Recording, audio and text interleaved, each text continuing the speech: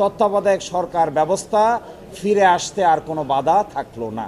যে চারটি বিষয় হাইকোর্ট অসাংবিধানিক ঘোষণা করেছিলেন তার মধ্যে এক নম্বর ছিল আমাদের বর্তমান সংবিধানের অনুচ্ছেদ 7-এর ক এবং 7-এর খ। 7-এর ক এবং খতে ছিল এই সংবিধানের কতগুলো বিষয় আছে, এগুলো পরিবর্তন করা যাবে না। যদি কেউ পরিবর্তন করেন তাহলে সেটা হবে সাংবিধানিক রাষ্ট্রদ্রোহিতা, কনস্টিটিউশনাল সেডিশন। আমাদের হাইকোর্ট বিভাগ এই অনুচ্ছেদকে অসাংবিধানিক ঘোষণা করেছিলেন, আপিল বিভাগে এই অনুচ্ছেদ অসাংবিধানিক থেকে গেল। দ্বিতীয়, আমাদের হাইকোর্ট বিভাগ গণভোটের যে বিধান ছিল এই গণভোটের বিধানকে পুনঃপ্রবর্তন করেছিলেন। আপিল বিভাগের এই রায়ের মাধ্যমে গণভোটের বিধান পুনঃপ্রবর্তিত হলো। তৃতীয় হলো বাংলাদেশ সংবিধানের অনুচ্ছেদ 44-এর 2 অনুযায়ী নিম্ন আদালতকে রিটের ক্ষমতা দেওয়া হয়েছিল। হাইকোর্ট বিভাগ এই রিটের ক্ষমতা প্রদানকে অসাংবিধানিক ঘোষণা করেছিলেন। আমাদের আপিল বিভাগ এই অসাংবিধানিক ঘোষণা করার জায়গাটাকে অসাংবিধানিক রেখেছেন, অর্থাৎ হাইকোর্ট ডিভিশন ছাড়া আর কোনো আদালতে রিট আবেদন করার কোনো এখতিয়ার থাকবে না। আর চতুর্থ ছিল তত্ত্বাবধায়ক সরকার। পঞ্চদশ সংশোধনীর মাধ্যমে তত্ত্বাবধায়ক সরকারের বিধানকে বাতিল ঘোষণা করা হয়েছিল। আমাদের হাইকোর্ট বিভাগ ওই বাতিলটাকে অসাংবিধানিক ঘোষণা করেছিলেন।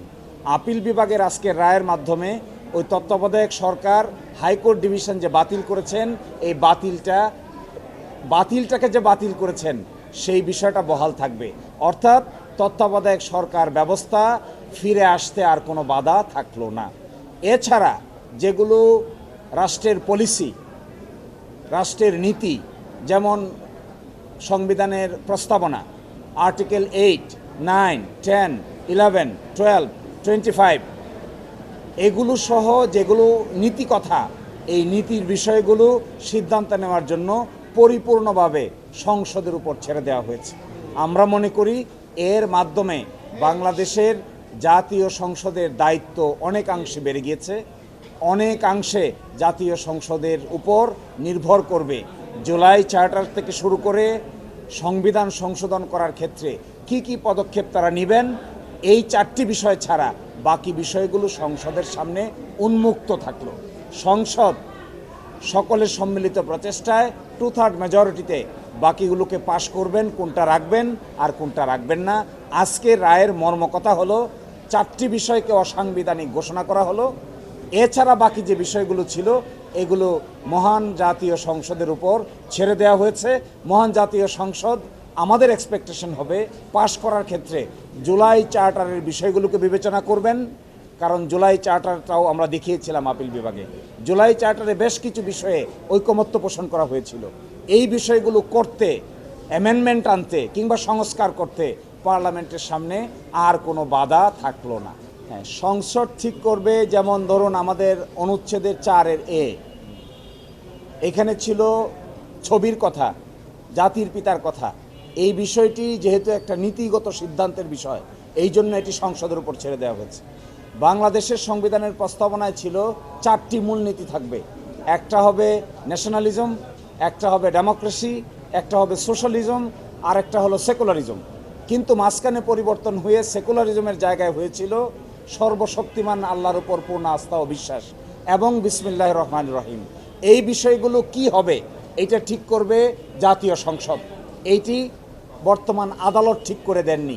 একই সাথে রাষ্ট্র পরিচালনার মূলনীতি কি হবে এগুলো বর্ণনা করা আছে আর্টিকেল 8, 9, 10, 11 এবং 12।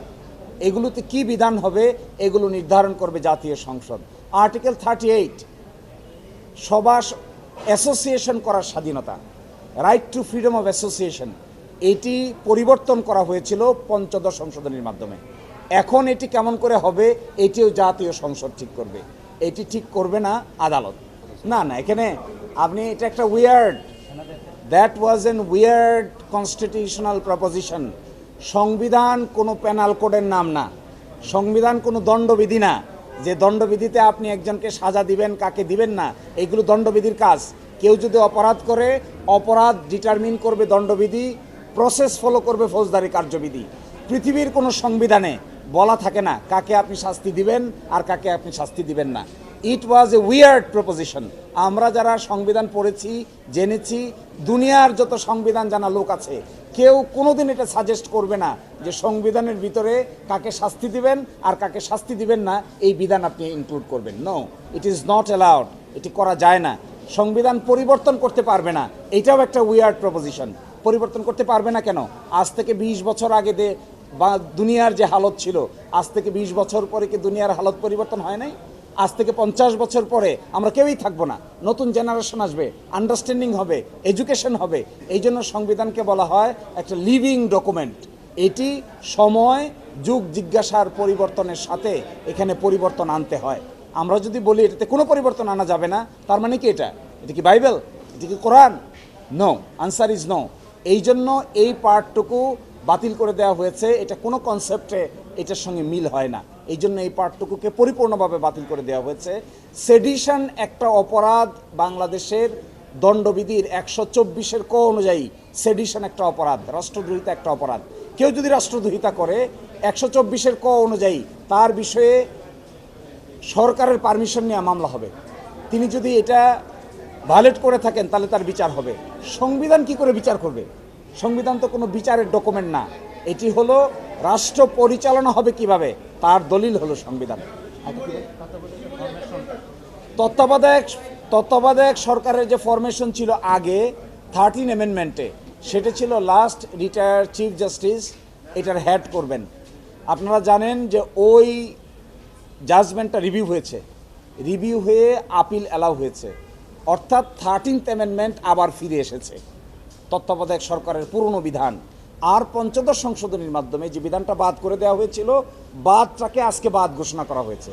ফলশ্রুতিতে তত্ত্বাবধায়ক সরকারের গঠন প্রক্রিয়া কি হবে এটি চাইলে পার্লামেন্ট 13 অ্যামেন্ডমেন্টের সঙ্গে যুগ বিয়োগ করে ঠিক করতে কোনো আইনগত বাধা থাকবে না।